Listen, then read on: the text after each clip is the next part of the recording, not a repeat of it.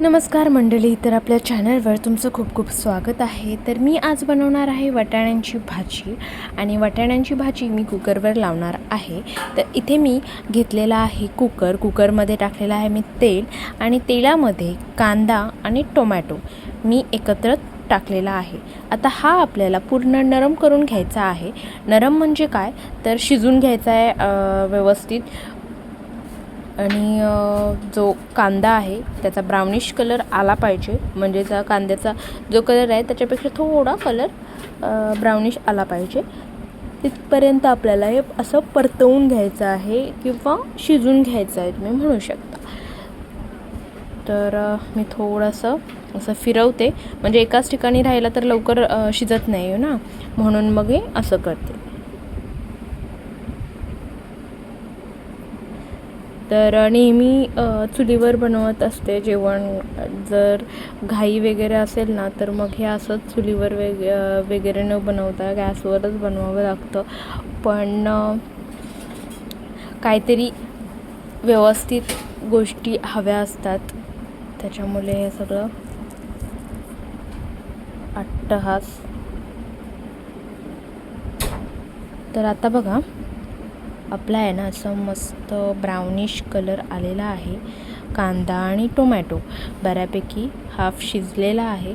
मग मी काय केलं, हळद आणि गरम मसाला, राई जिरा सोबतच टाकलं आणि तिखट घेतलेला आहे, म्हणजेच मसाला. आणि हे ना असं मी परतवून घेते, म्हणजे मसाला तेलामध्ये मिक्स होईल. आणि आता आपण ज्या ज्या भाज्या वाटाण्यांच्या सोबत टाकणार आहोत तर त्या मी टाकून घेते. तर मी इथे घेतलेला आहे वांगा आणि फ्लावर तर टाकून झालेला आहे. आत्ता ना थोडा फ्लावर राहिला होता तो पण टाकून घेणार आहे, म्हणजे भाजी इन शॉर्ट जेवढे आपल्याला टाकायची आहे. तर मी याच्यामध्ये काय घेतला होता, बटाटा, फ्लावर, वांगा एवढाच मी टाकलेला आहे.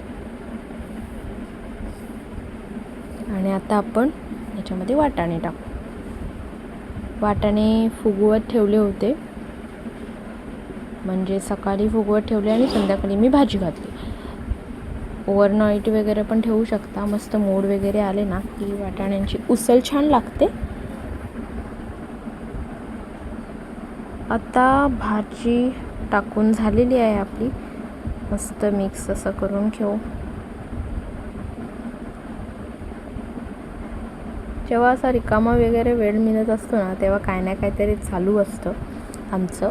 म्हणजे दररोज वेगवेगळं काहीतरी युनिक बनवायचं आणि मग ते खायचं. आवडलं तर मग व्हिडिओ पण बनवायची, त्याचीच डबल रेसिपीज वगैरे बनवून. ते असंच काय ना काय चालू असतं. तर आता मीठ वगैरे टाकला आणि टाकते मी, म्हणजे पूर्ण शिजवून घ्यायचं आहे आपल्याला. तर इथे ना मी 3 ग्लास टाकते. आता पाणी तर टाकून झालेलं आहे. तर व्यवस्थित आपण झाकण द्यायचा ह्याच्यामध्ये आणि 3-4 शिट्या वाजवायच्या आहेत. म्हणजे 3-4 शिट्या कुकरच्या वाजल्या की मग बघायचं ओपन करून वाटाणे शिजले आहेत की नाही. आता मी जेव्हा वाटाण्यांची भाजी घातली ना तेव्हा मी 4 शिट्ट्या वाजवल्या होत्या कुकरच्या. 4 शिट्ट्या झाल्यानंतर मी थोडं चेक केलं व्यवस्थित शिजलं आहे की नाही वाटाणा तर शिजला होता 4 शिट्ट्यांनी. पण त्याच्यानंतर मी थोडा रसा वगैरे आटवण्यासाठी पुन्हा एकदा शिट्टी दिली होती. तर तुम्ही तसंसुद्धा करू शकता. आता बघा, मी 4 शिट्ट्या वाजवल्या होत्या, त्याच्यानंतर वाटाणे तर शिजले होते.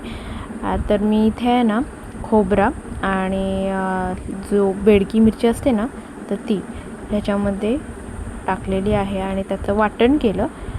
तर हे आता ह्याच्यामध्ये घालून झाले. तर आपल्याला पूर्ण हे शिजवायचं आहे आणि थोडा रस्सा मला आटवायचा आहे, म्हणून मी पुन्हा कुकर लावते.